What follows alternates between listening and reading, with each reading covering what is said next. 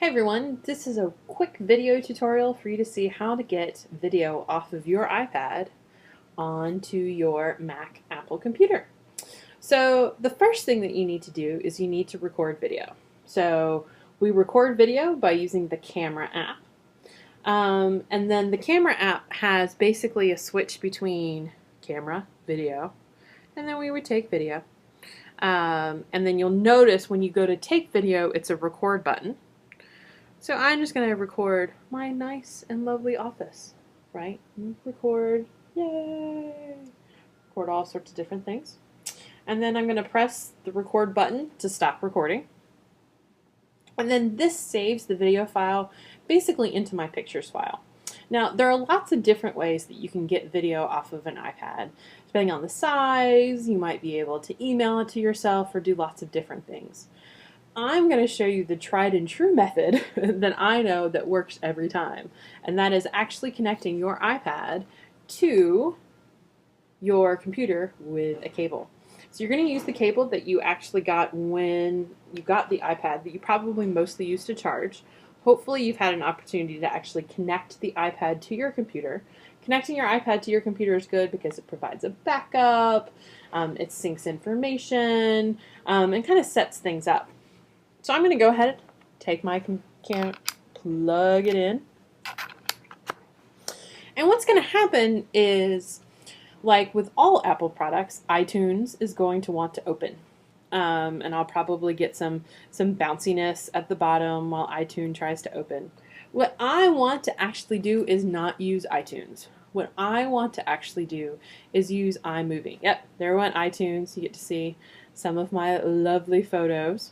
And at this point, so I got iTunes going bouncy, it would allow me, it wants to start syncing, it wants to do all sorts of different stuff. I could go through that process if I wanted, but I really don't want to go through that right now. Like, this is something good for me to do on a regular basis. But right now, I really just want to get the video off of my iPad. So instead of using iPhoto, and using iTunes, I'm actually going to go ahead and open up iMovie. Now, iMovie is available on every Mac. You're going to see it's in the I section. So I'm going to go ahead and open up iMovie. And what I'm going to tell iMovie is that this iPad is actually a camera. And in this case, I'm going to go ahead and create a new project. When I create this new project, you can create all sorts of different themes, all sorts of different movie trailers, all sorts of different things. Now it asked me, did I want to generate thumbnails to be able to use my iPhoto videos? You can say yes or no to this. This is really helpful if you want to be able to see maybe what some of your different videos are in iPhoto. I'm not going to be bringing those over right now. I'm going to go ahead and choose no theme. You can figure out what kind of aspect ratio you want. I'm going to go ahead and create. And what you're going to see is that this is where my actual project is. These are where my clips are. So a project in iMovie is this idea of taking individual clips, putting them together in a project, and then once you want your final movie, you're going to share that final movie. So I'm going to click on the camera icon. And that is going to look for cameras and devices. So if I had any sorts of other different camera attached, it would look for that camera. It's going to see my iPad as an actual camera itself. And what's nice about this is that now I can go through and it's going to show all of the different videos I have. And I'm going to choose the one that I just made. And I can actually play it real quick if I wanted to make sure that this was my video camera. And I'm going to go ahead and press import the checked one. And it says, do you want to create a new event? So remember, events are different from projects. Events are where all your clips live. Projects are when you put all of your clips together. And I'm going to go ahead and do a basic import of that. Now, there's lots of different options that you see that I have when I create new projects or when I create new files. I normally don't play with those until something doesn't work right. So one of the things that I always say is that you keep your original videos on your device so that if you need to re-import them or you need to do something with them later, you can. So now I've got this event, and you can kind of see how that goes. I'm going to drag that. Oh, let me grab the whole thing. I'm going to drag that over into my project. And now you're going to see that this is where I have my project.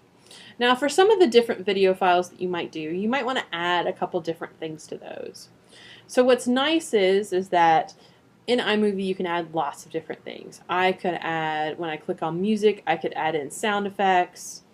I could add to photos, add some of my straight photos. I could add text. So if I wanted to go ahead and add a title to this, I could go ahead and add a title to the beginning. Oh, don't you hate it when that happens? You accidentally go into... So I can go ahead and I could add a title. And it says, oh, if I put the title in front of the clip, it's going to give me a background. If I put the title on top of the clip, it's going to have the clip be in the background. So I can go ahead and I can choose background. And it's as simple as typing in my video. Also over here, if I've got two clips, so say I drug another clip over, I could go ahead and I could add transitions between those two clips. Don't go crazy on the transitions. It's easy to get a little crazy on the transitions because they're kind of cool ones. And then otherwise, really just have fun with it. There's lots of different things that you can do with iMovie. I know I get sucked into doing all sorts of family projects with it because it's kind of easy and it's kind of fun. Once you've made your video project, the important thing is how do I get this off of my computer to turn in?